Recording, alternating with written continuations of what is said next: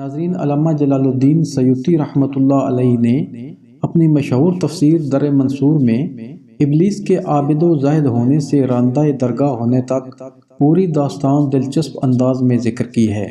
وہ فرماتے ہیں کہ قرآن کریم کی تصریح کے مطابق ابلیس جنات میں سے ہے۔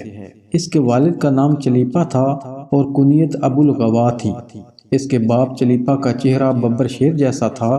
وہ نہایت قد آور اور بہادر تھا اور اس کا لقب شاشین تھا۔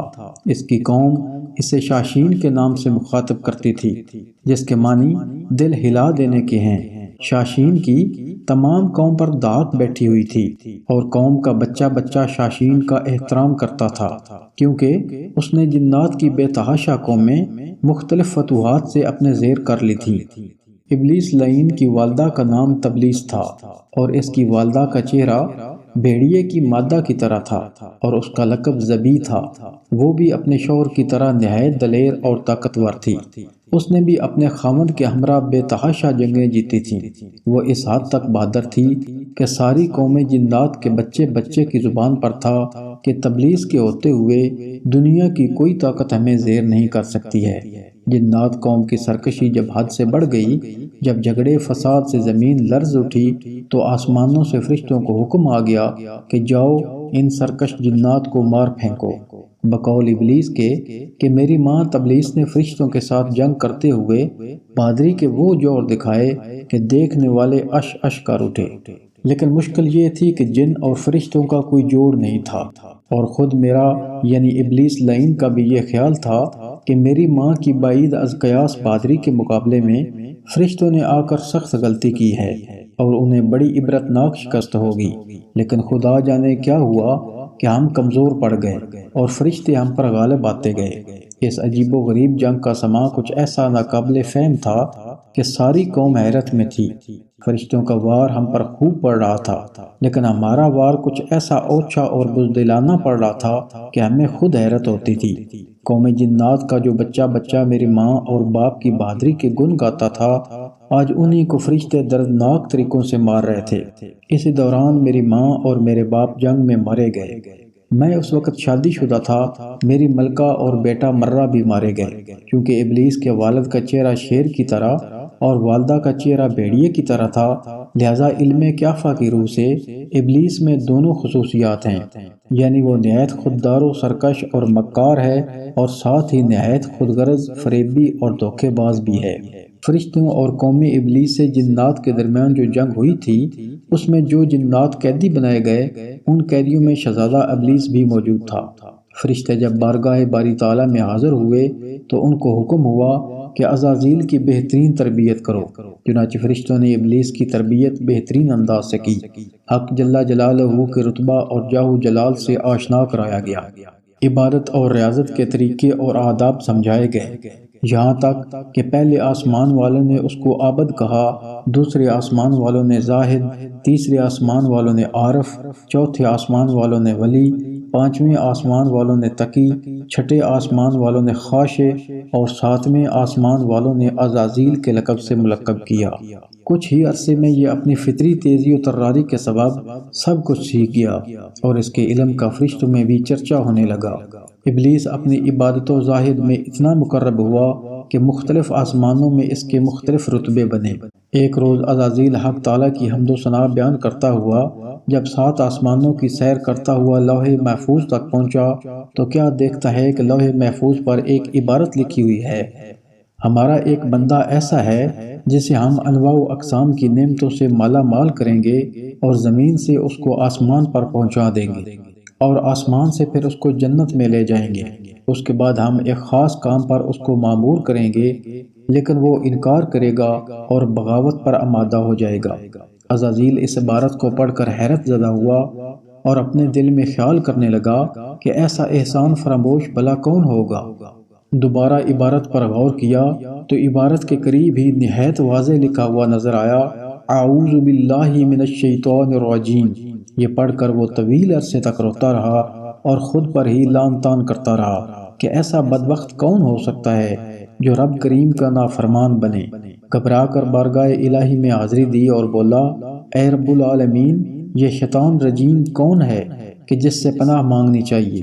حق تبارک و تعالیٰ نے فرمایا کہ ہمارا ایک بندہ ہے جو انواع و اقسام کی نعمتوں سے سرفراز کیا جائے گا، لیکن ہمارے ایک حکم کو نہ ماننے کے باعث مردود بارگاہ ہو جائے گا۔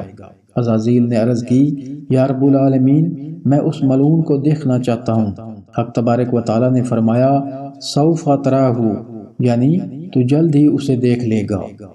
عزازیل اسی سوچ و بچار میں کئی سال مبتلا رہا۔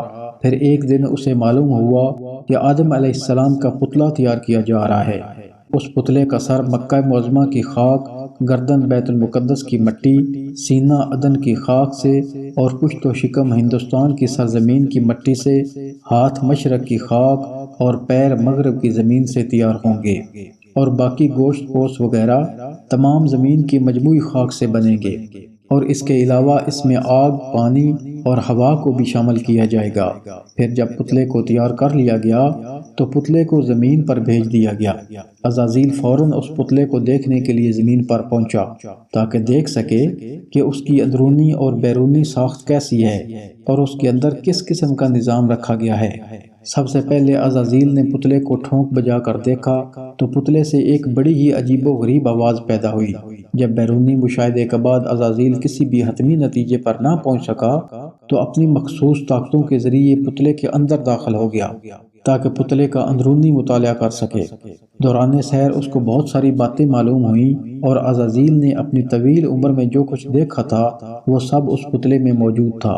چنانچہ جب وہ رگ رگ کی سیر کرتا ہوا قلب تک پہنچا تو قلب کچھ اس طرح بند کیا گیا تھا کہ اپنی مخصوص طاقتوں اور مخفی علوم جاننے کے باوجود قلب کو نہ کھول سکا اور نہ ہی اس کے اندرونی حالات معلوم کر سکا، کیونکہ خالق نے اسے سربہ مور یعنی سیلڈ کر دیا تھا۔ تو وہ باہر نکلا اور غصے سے حضرت آدم علیہ السلام کے پتلے کی ناف والی جگہ پر تھوکا، اور بعد ازاں اللہ نے فرشتوں کو حکم دیا اور وہاں سے مٹی نکلوائی اور اس سے کتا بنایا اور اسے انسان کا فرما روا رکھا۔ پس عزازیل سمجھ گیا کہ اس پر اسرار ڈبیا یعنی قلب میں کوئی خاص خزانہ چھپایا گیا ہے جسے مجھ سے پوشیدہ رکھنے کا مکمل انتظام کیا گیا ہے۔ اور جب وہ وقت آیا کہ حضرت آدم علیہ السلام کے پتلے میں روح پھونکی جانے لگی تو تمام فرشتے موجود تھے، اور روح کو حکم ہوا کہ داخل ہو جا، تو روح نے جسد کے گرد 7 پھیرے لگائے اور پھر کہا کہ اندر اندھیرا ہے، میں نہیں رہ سکتی۔ تو دوبارہ حکم ہوا کہ داخل ہو جا ایک وقت مقررہ تک، اور دوبارہ لوٹ آئے گی ہمارے پاس۔ یہ وعدہ کیا کہ تجھے نکال لیں گے۔ ایک مقررہ مدت کے بعد تب روح داخل ہوئی۔ اسی وجہ سے مومن کی روح دنیا میں بے چین رہتی ہے، اور جب داخل ہوئی ناک کے نتنے سے اور سر تک پہنچی تو حضرت آدم کو چھینک آئی اور کہا الحمدللہ، اور اللہ نے جواب دیا یرحمک اللہ۔ اور جب روح پیٹ میں داخل ہوئی تو کھانے کی خواہش پیدا ہوئی، اور سامنے جنت کے پھل دیکھے تو ہاتھ زمین پر ٹکا کر اٹھنے کی کوشش کی، پر روح ابھی ٹانگوں تک نہ پہنچی تھی، سو نہ اٹھ سکے۔ تو ارشاد ہوا بے شک انسان اوتاولا ہے۔ اور پھر اللہ نے آدم کو تمام چیزوں کے نام یاد کروائے، اور پھر ان چیزوں کو فرشتوں کے سامنے پیش کیا اور کہا کہ اگر تم سچی ہو کہ جب اللہ نے آدم کی تخلیق کا ارادہ ظاہر کیا تو فرشتوں نے خیال کیا کہ اللہ جو بھی بنائے گا ہمارے پاس اس سے زیادہ علم ہوگا، تو انہوں نے کہا تیری ذات پاک ہے اور ہمیں تو اتنا ہی علم ہے جتنا تو نے سکھایا۔ پھر آدم سے کہا تو انہوں نے سنا دیے، اور تب فرمایا میں نہ کہتا تھا جو بات میں جانتا ہوں تم نہیں جانتے، یعنی دلوں کے راز۔ اور اس کے بعد فرشتوں کو حکم ہوا کہ اسے سجدہ کرو، اور سب سجدے میں گر گئے سوائے شیطان مردود کے کہ اس نے تکبر کیا۔ اور جب اس سے پوچھا تو اس نے کہا کہ میں اس سے بڑا ہوں علم اور مرتبے میں، اور میری پیدائش اس سے افضل ہے کہ میں اس آگ سے بنا ہوں جو مقدس ہے، اور آدم کی تخلیق مٹی سے ہوئی ہے۔ تو ارشاد ہوا کہ نکل جا، تو انکاری ہوا اور تکبر کیا، تجھ پر لعنت ہو اللہ کی قیامت کے دن تک، اور تو ہمیشہ کے لیے مردود ہوا۔ روایات میں ہے کہ فرشتوں نے 2 سجدے کیے، پہلا حکم کا اور دوسرا شکر کا، کہ اٹھ کر ابلیس کو دیکھا کہ وہ شیطان مردود ہوا تو اس بات کا شکر ادا کیا کہ وہ انکار کرنے والوں میں سے نہ ہوئے۔ اس لیے نماز میں 2 سجدے رکھے، پہلا حکم کا اور دوسرا شکرانے کا۔